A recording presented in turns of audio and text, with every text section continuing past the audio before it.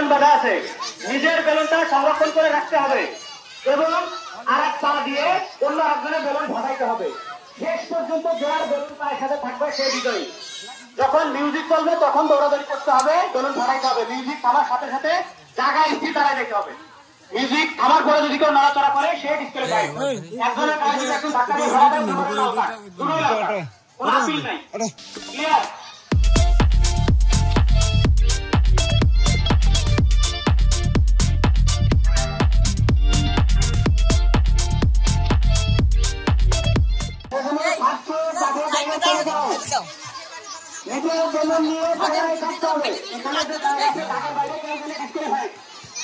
আমি আরেকটা গোপন সিক্রেট বলে দেয় এই খেলার জন্য।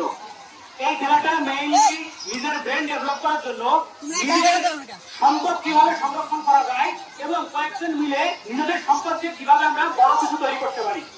এই জিনিস, এই লাইনটা যদি কেউ বুঝে থাকো সে অবশ্যই বিজয়ী হবে। যদি না বুঝো তাহলে সবার বেলুন থাকবে।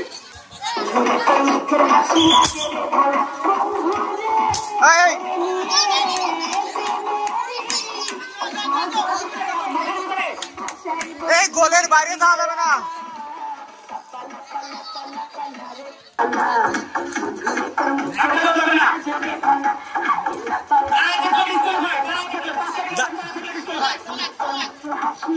এই দাঁড়াই দেখা যাবে না।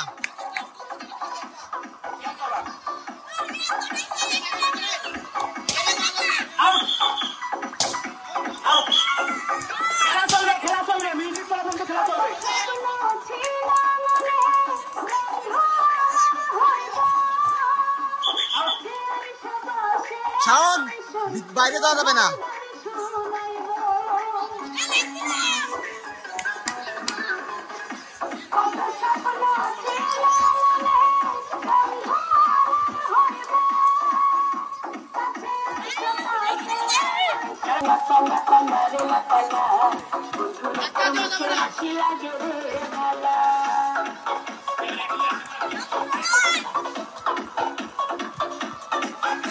এই বাইরে যাও, বাইরে যাও, বাইরে চলে যাও, বাইরে চলে যাও, বাইরে চলে যাও।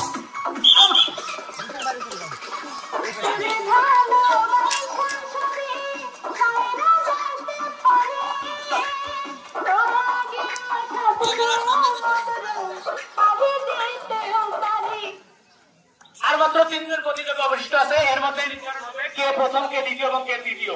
প্রথম পুরস্কার কে নিতে চাও? হাত তুলো। প্রথম পুরস্কার 3 জনের মধ্যে কে নিতে চাও? হাত তুলো। হ্যাঁ, তুল।